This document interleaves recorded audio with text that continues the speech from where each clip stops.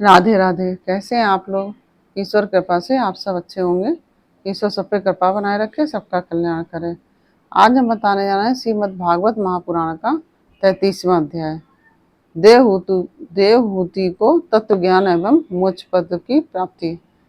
और उसके पहले हम कहना चाहेंगे, यदि आपने हमारे चैनल को सब्सक्राइब नहीं किया तो प्लीज़ हमारे चैनल को सब्सक्राइब कर लीजिए और बेल आइकन बटन ज़रूर दबा दीजिए, जिससे कि हमारे आने वाले सारे वीडियोस आपको प्राप्त हो सकें। तो यदि आपको हमारी कथा पसंद आ रही है, समझ में आ रही है, तो आप वीडियो को लाइक शेयर ज़रूर कर दीजिए और कमेंट में राधे राधे ज़रूर लिख दीजिए।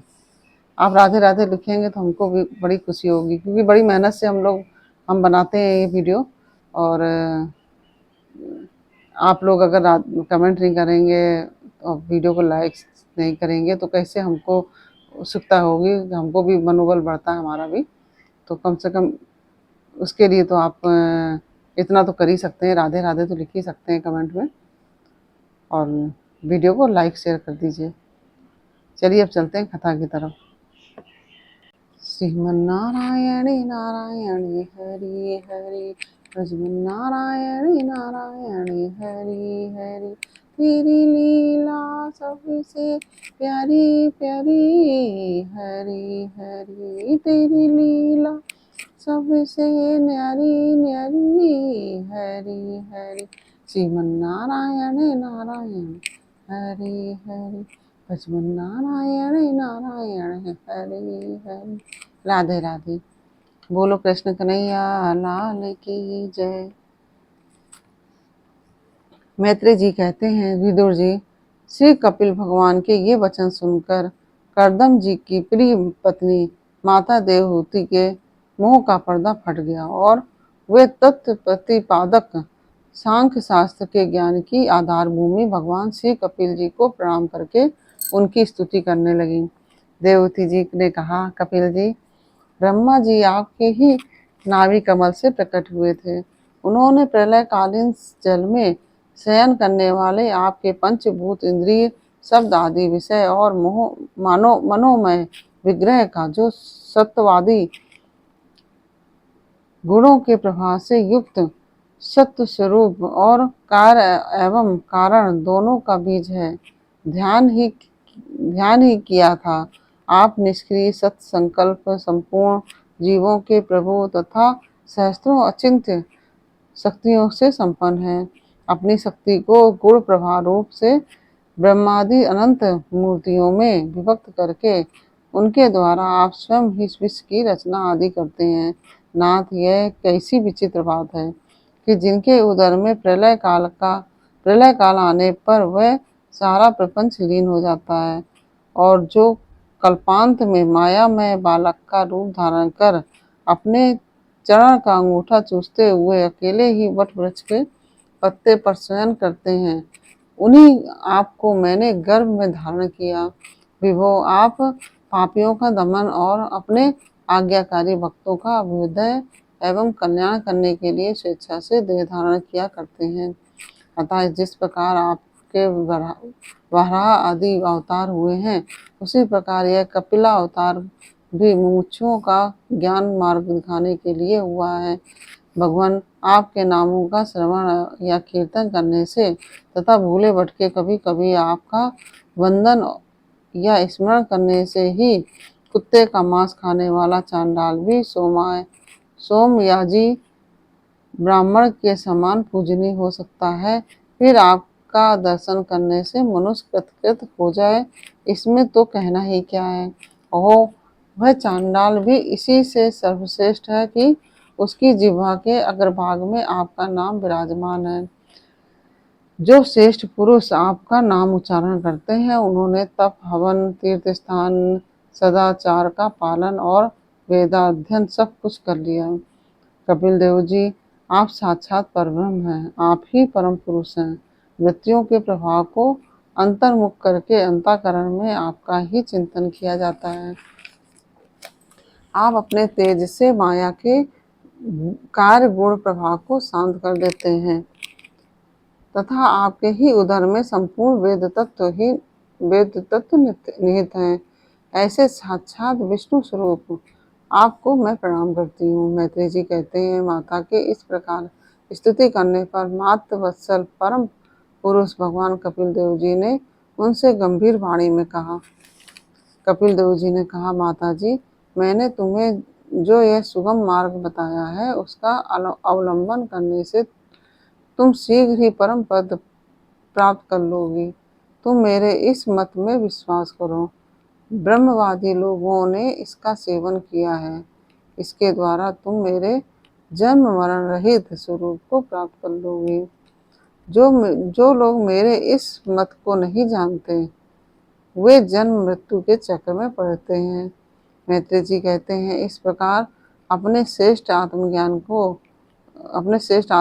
का उपदेश कर श्री कपिल देव जी अपनी ब्रह्मवादिनी जननी की अनुमति लेकर वहां से चले गए। तब देवहूति जी भी सरस्वती के मुकुट सदृश अपने आश्रम में अपने पुत्र के उपदेश किए हुए योग साधन के द्वारा योगाभ्यास करती हुई समाधि में स्थित हो गई। त्रिकाल स्नान करने से उनकी घुंघराली अलकें भूरी भूरी जटाओं में परिणित हो गई और चीर वस्त्रों से ढका हुआ शरीर उग्र तपस्या के कारण दुर्बल हो गया। उन्होंने प्रजापति कर्दम के तप और योग बल से प्राप्त अनुपम गृहस्थ सुख को, जिसके लिए देवता भी तरसते हैं, त्याग दिया।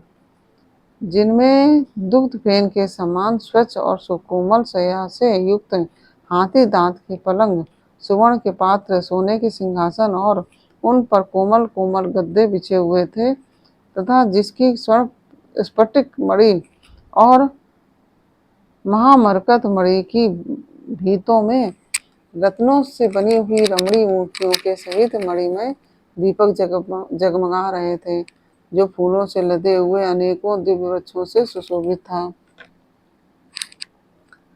जिसमें अनेक प्रकार के पक्षियों का कलरव और मतवाले भौरों का गुंजार होता रहता था। जहाँ की कमल गंध से सुवासित बावलियों में करदम जी के साथ लाड़ प्यार पाकर क्रीड़ा के लिए प्रवेश करने पर उसका देवहूति का गंधर्व गण गुणगान किया करते थे और जिसे पाने के लिए इंद्राणियां भी लालायित रहती थी, उस गृहोद्यान की भी समता उन्होंने त्याग दी। किंतु पुत्र वियोग से व्याकुल होने के कारण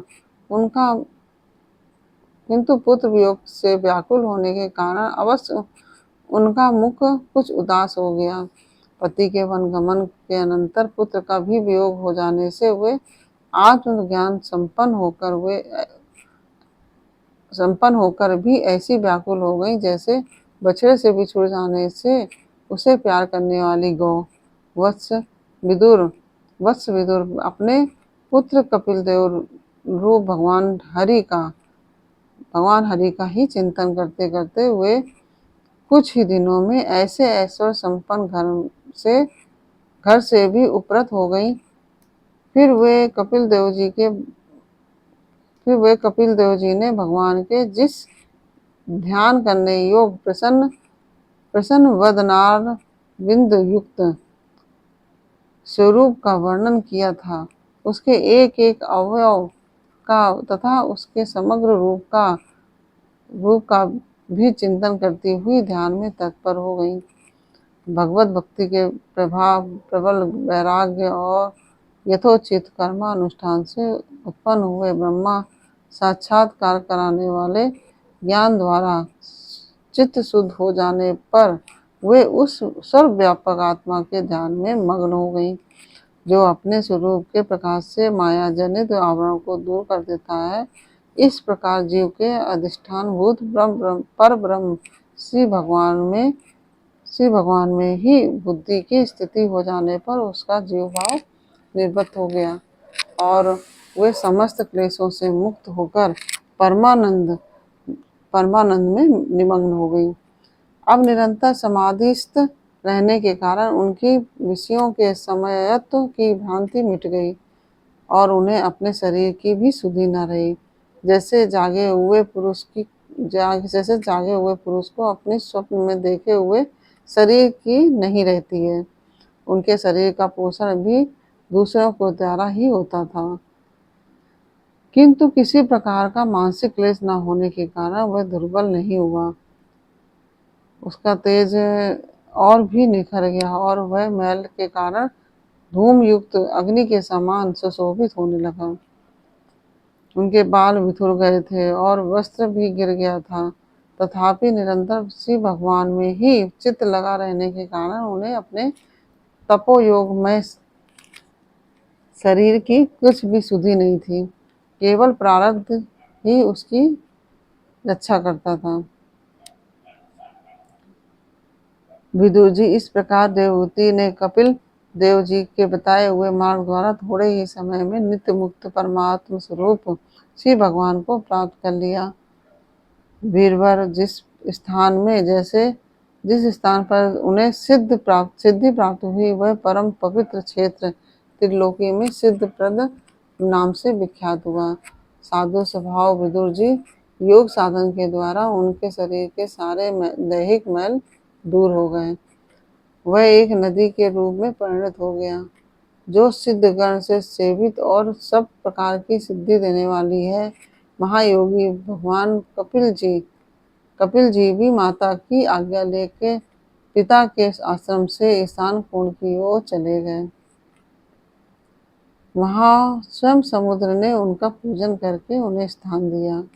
वे तीनों लोगों को शांति प्रदान करने के लिए योग मार्ग का अवलंबन कर समाधि में स्थित हो गए।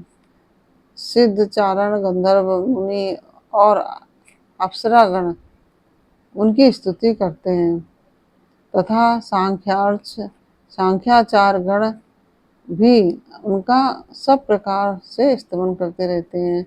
निष्पाप विदुर जी, तुम्हारे पूछने से मैंने तुम्हें यह भगवान कपिल और देवहूति का परम पवित्र संवाद सुनाया। यह कपिल देव जी का मत आध्यात्म योग का गूढ़ रहस्य है। जो पुरुष इसका श्रवण या वर्णन करता है वह भगवान गरुड़ध्वज की भक्ति से युक्त होकर शीघ्र ही श्री हरि के चरणारविंदों को प्राप्त करता है। इस प्रकार से यह जो तृतीय स्कंद का जो 33वां अध्याय है यह भी पूर्ण हुआ और तृतीय स्कंद भी पूर्ण हो गया है। अब हम लोग चतुर्थ स्कंद की तरफ चलेंगे।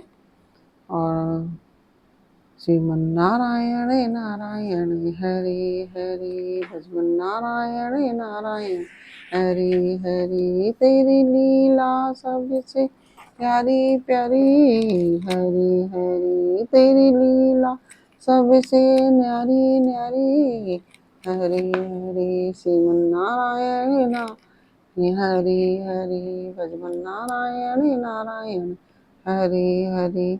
राधे राधे।